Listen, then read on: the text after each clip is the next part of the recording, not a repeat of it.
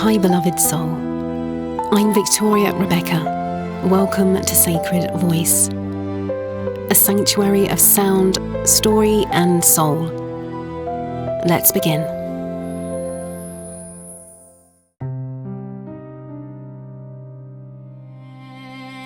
Sacred Voice Dreamscape. The Silenced Soul in Love series. Dreamscape 2. The Season of Trying. A sleep story for the woman who keeps fixing what keeps breaking her. Written and read lovingly by Victoria Rebecca. Come now, darling heart. Let the breath descend like petals through water. Let the day fall away like autumn leaves, soft and done. You are here not to fix anything,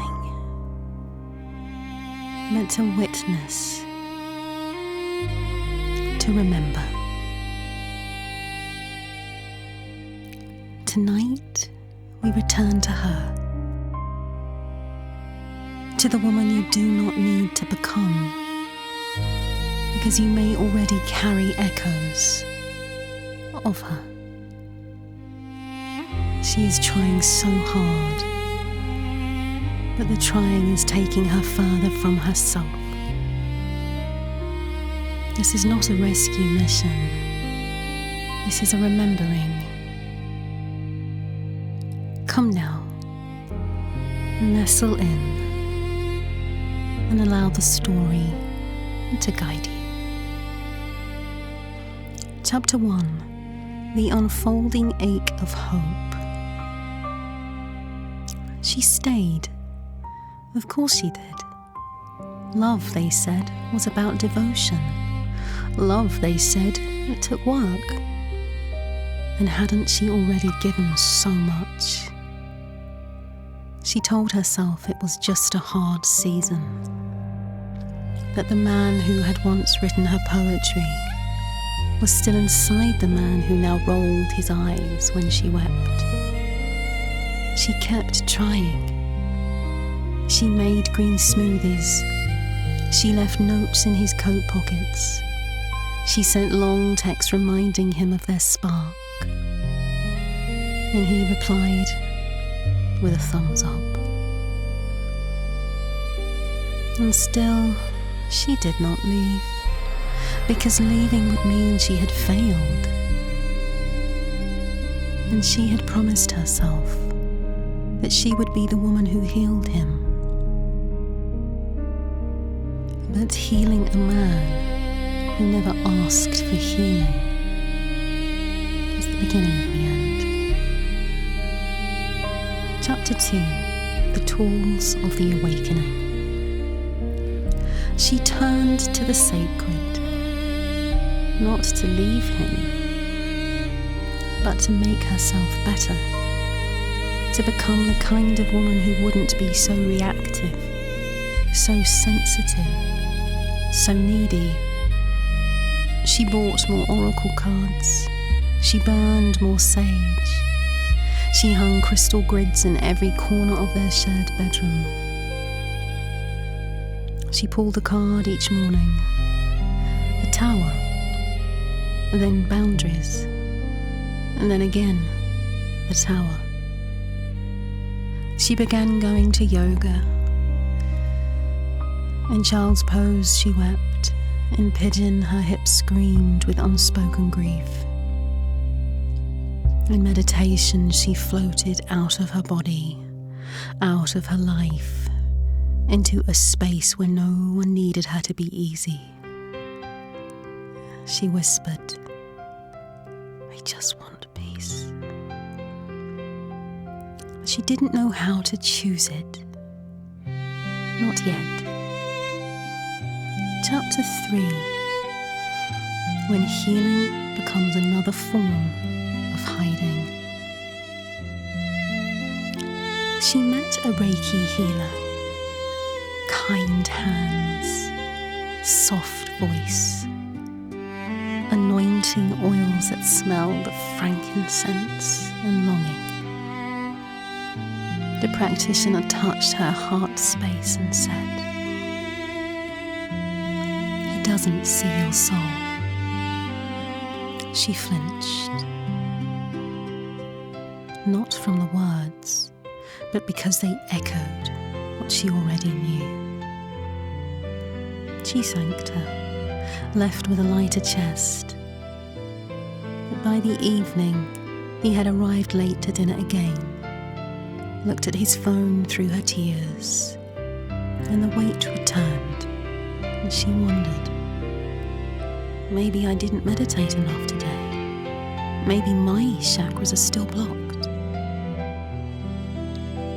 The truth was, no amount of spiritual labor can fix what someone else refuses to meet. But she was still learning this.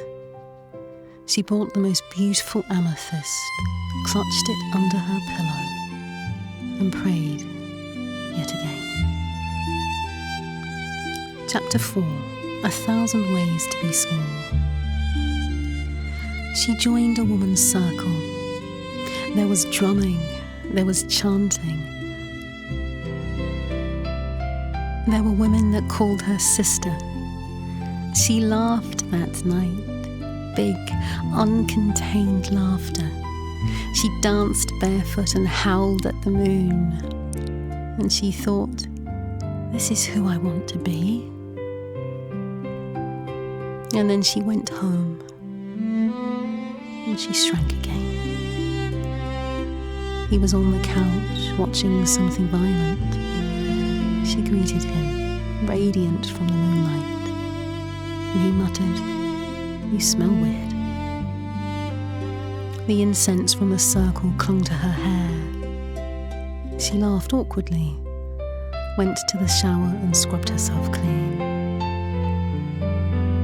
The medicine couldn't hold because she didn't yet believe that she was worthy of keeping it. Chapter 5. The quiet scream of the body. Her body began to rebel. Fatigue, fog, joint pain, nausea without reason. She saw a naturopath, then a kinesiologist, then a theta practitioner. They all said the same thing. You are depleted. You are holding too much. Your nervous system is not safe. But she didn't know how to make it safe, because his voice still boomed through the walls, because her own voice still shook in her throat, because leaving felt like a failure. And yet, a voice inside began to say, "You will not survive this much longer." And another whisper, "And that is not a failure. That is a beginning." Beloved self, who bends and breaks and believes it is loyalty, you do not have to bleed to prove you are sacred. You are allowed to outgrow pain. You, darling, are allowed to want softness. You are allowed to walk away from what erodes your soul. Let the ache be a teacher. Let the trying be enough. Let yourself become the one you've been calling in all of this time.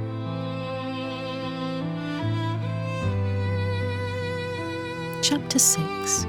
A moment that changed nothing and everything.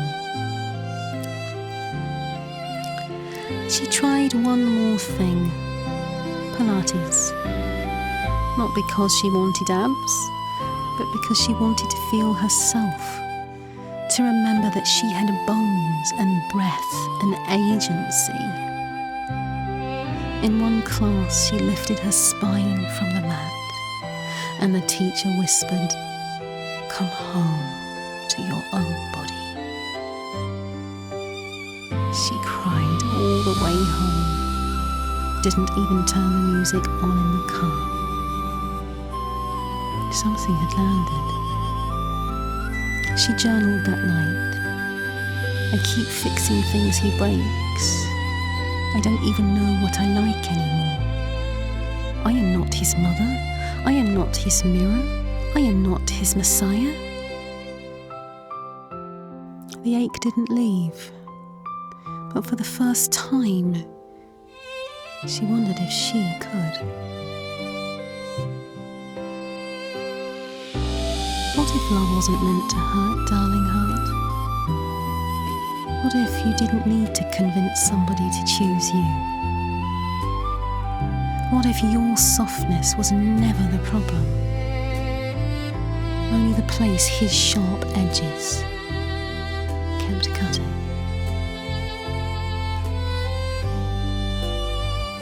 She didn't leave, not yet, but something was in her sat up straighter, breathed deeper, listened more. She still tried, but the trying was quieter, more inward, less about being chosen, more about choosing herself. As the night folded around her, the ache pulsed, and so did the hope. Hope now for herself. You are not failing because you're tired of trying. You are awakening to your worth. Until next time, darling, darling heart, may your breath be brave and your becoming be blessed. And so it is. Thank you for listening to this Sacred Voice offering. Until next time, my friend, may your path be lit with remembrance. This has been a Sacred Voice creation by me, Victoria Rebecca. All rights reserved.